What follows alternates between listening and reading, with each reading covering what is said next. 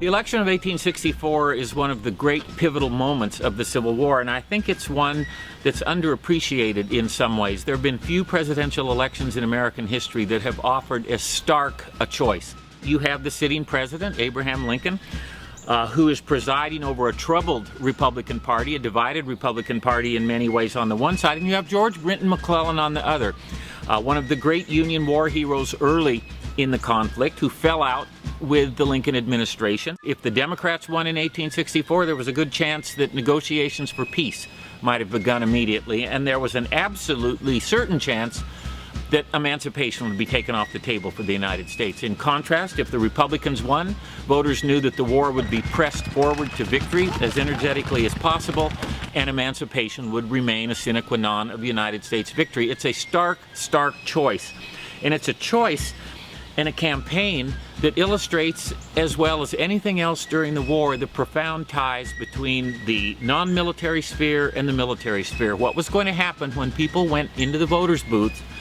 or voted outside, or however they voted if they were soldiers, those people voting were going to make a determination that would have political ramifications based almost entirely on what was going on the battlefields. United States morale had dropped to its low point for the entire war. By July and August of 1864, Abraham Lincoln had famously predicted with his blind memorandum to the cabinet on August 23rd that the Republicans were not going to be reelected. Members of his own party had tried to dump him from the ticket. The Republicans didn't even call themselves Republicans in 1864. They ran as the Union Party, trying to attract Democratic support. They threw Hannibal Hamlin off the ticket and added Andrew Johnson, a Democrat, from one of the rebel states who had remained loyal to the Union. All these are efforts to attract as wide a voter base as possible in the midst of a war that seemed to be going the wrong way from the Republican perspective.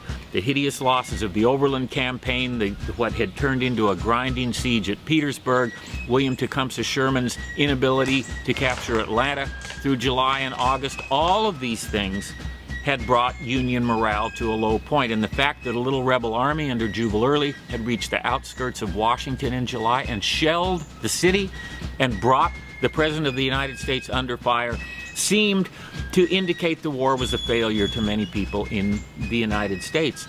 But Sherman's victory at Atlanta during the first week in September, and then Philip Sheridan's three great victories in the Shenandoah Valley between September 19th and October 19th, sent the message to voters in the United States that the war had turned around.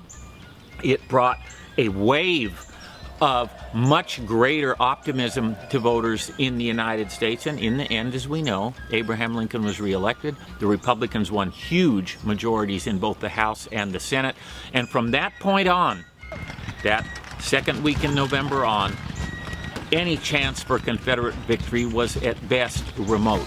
So it's an election that had tremendous consequences. It's an election whose results were tied directly to what men in blue and gray uniforms were doing on battlefields, and it is one of the great dramatic and important moments of the Civil War.